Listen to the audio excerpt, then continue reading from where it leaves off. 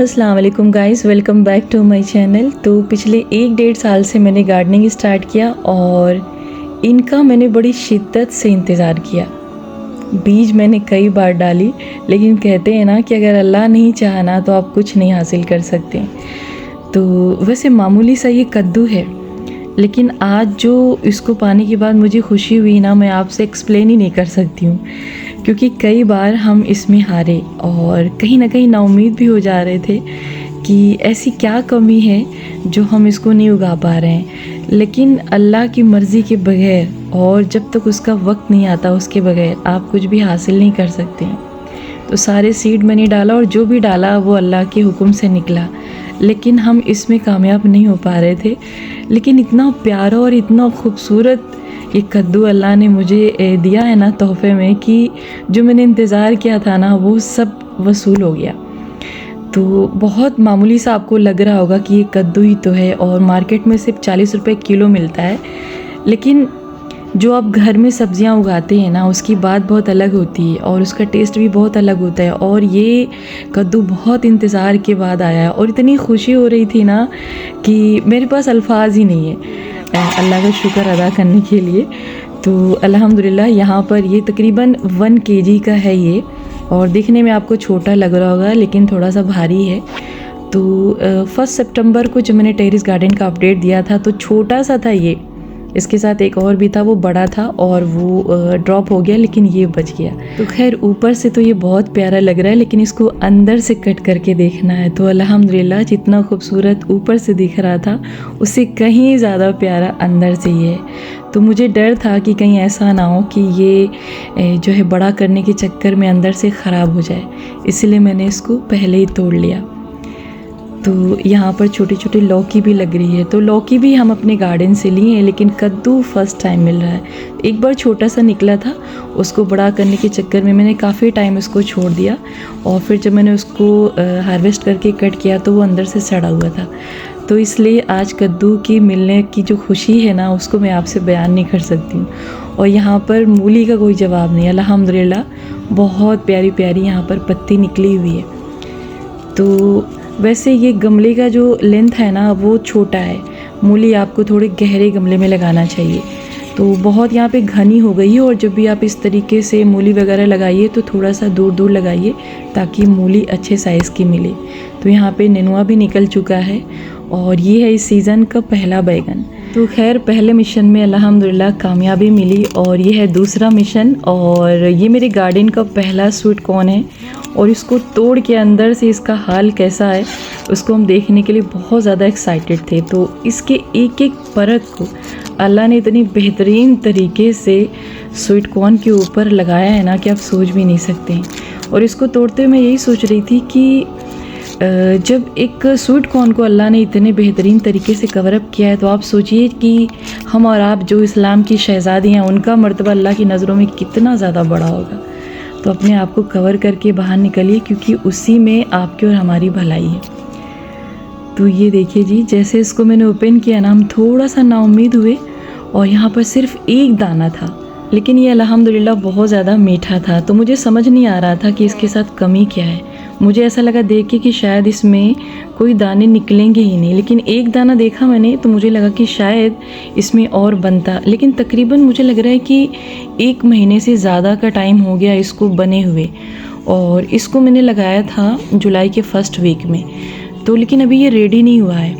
तो पहला sweet corn उसमें तो हम फेल हो गए, लेकिन हम सोच रहे थे कि कोई और हम ट्राई करें, उसको देखते हैं कि वो कैसा है अंदर से। तो यहाँ पर अल्हम्दुलिल्लाह बहुत सारे स्वीट कॉर्न निकले हुए हैं, और दूसरा वाला ना ऊपर से थोड़ा थोड़ा यहाँ पे ऐसे खुले हुए दिख रहे थे। तो अमानत जब भी यहाँ पर आती है ना उसको खोल के देखने की कोशिश में रहती, तो मैं इनको हर दिन मना करती हूँ।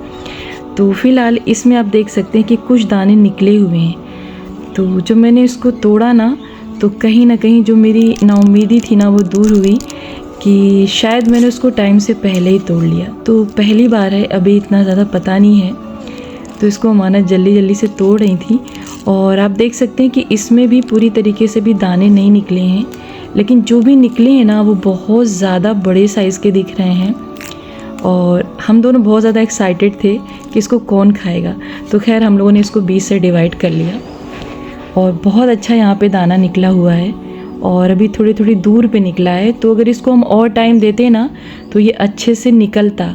तो पहला वाला स्वीट कॉर्न जब तोड़े तो बहुत ज़्यादा उदास हुए और लगा कि इसमें कुछ मिलेगा ही नहीं, लेकिन जब दूसरा वाला तोड़े ना तो उम्मीद फिर से जगी और अपनी जो कमी थी ना वो पता चल गई कि हाँ उसको मैंने पहले ही हार्वेस्ट कर लिया, उसमें और ज़्यादा टाइम हमको देना था।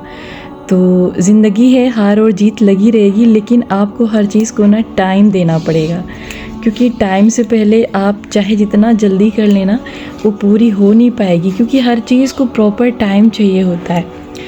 तो पहली बार जब मैंने भिंडी लगाया था तो मुझे नहीं मालूम था कि एक भिंडी के पेड़ में कितनी भिंडियाँ मिल पाएंगी। तो 4-5 पेड़ मैंने लगाया था और हम बहुत ज़्यादा खुश हुए थे जब 4-5 भिंडी मुझे मिल रही थी ना, उसकी खुशी का कोई ठिकाना ही नहीं था। लेकिन हम ये सोच रहे थे कि 4-5 भिंडी में हम करेंगे क्या। तो 2-3 दिन में मैंने उसको कलेक्ट करके 8-10 बनाया था। लेकिन अब जब यहाँ पर मुझे एक दिन में तकरीबन कभी 20 मिल रही, कभी 25, कभी 30, कभी 40, तो बहुत ज़्यादा खुशी हो रही है।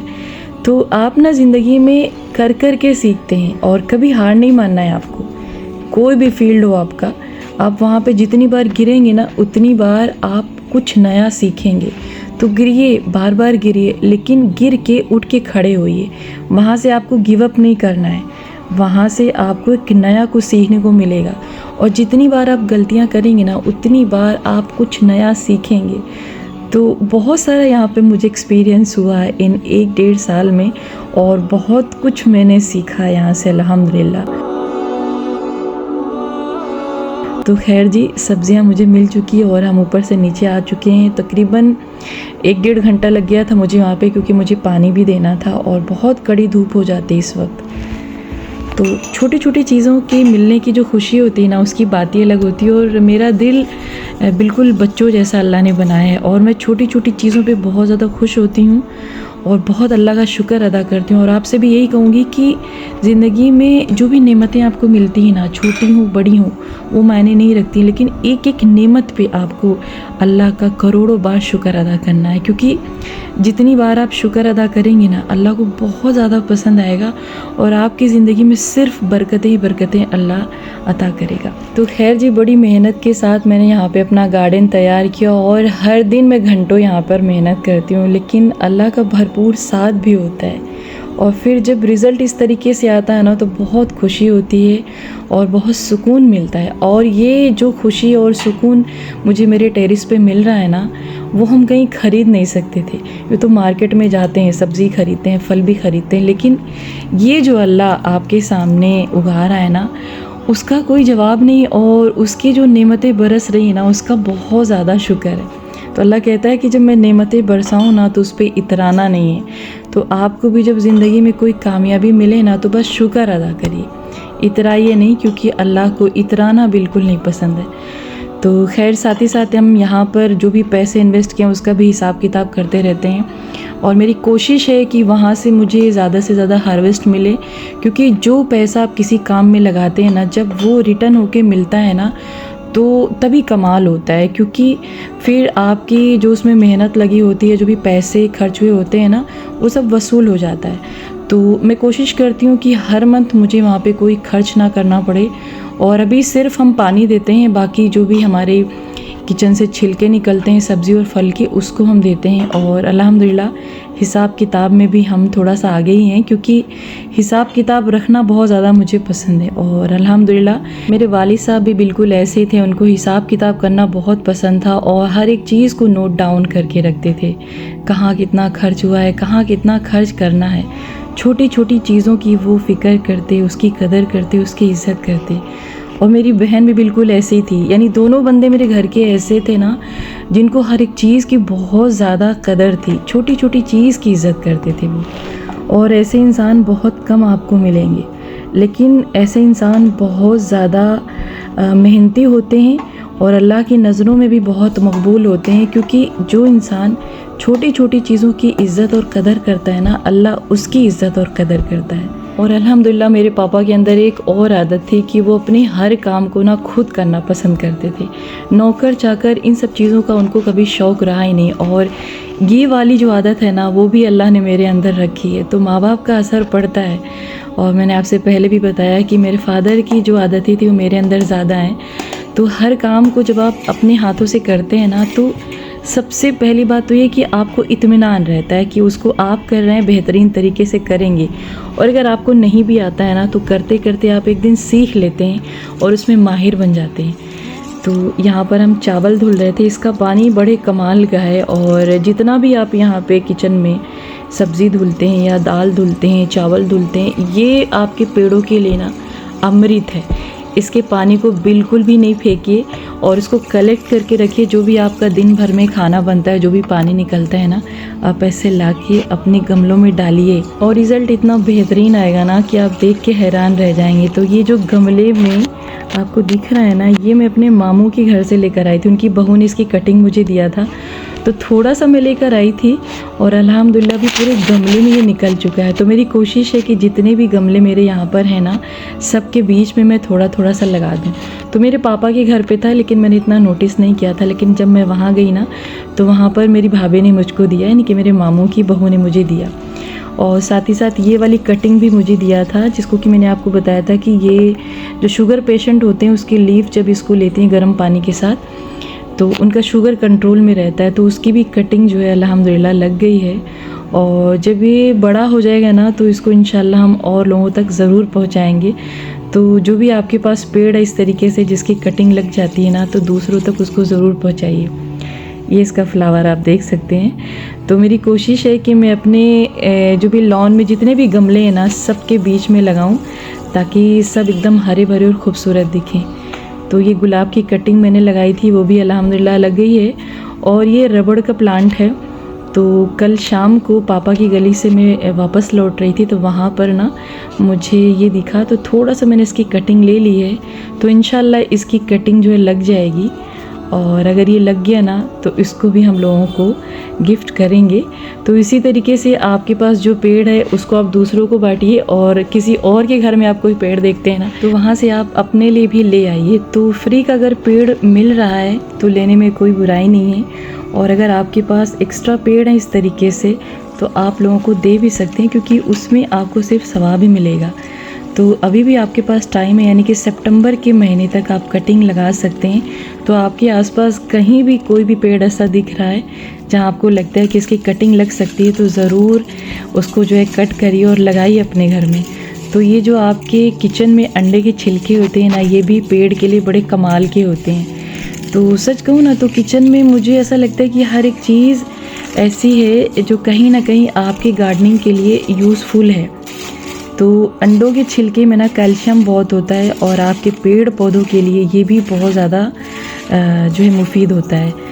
तो ऐसे इसका चूरा बनाइए और आप जो है मिट्टी को थोड़ा सा खोदिए और उसके अंदर इसको जो है डाल दीजिए। तो थोड़ा टाइम लगेगा, लेकिन जब ये कंपोस्ट हो जाएगा ना, तो आपकी मिट्टी में मिल जाएगा और फिर आपके पेड़ पौधों को फ़ायदा पहुँचाएगा। तो अंडे के छिलके हों या फिर फल सब्ज़ी के छिलके हों, या फिर आप जो भी दाल चावल सब्ज़ी धुलते हैं उसका पानी हो, हर एक चीज़ आपके गार्डन के लिए बहुत ज़्यादा मुफीद है।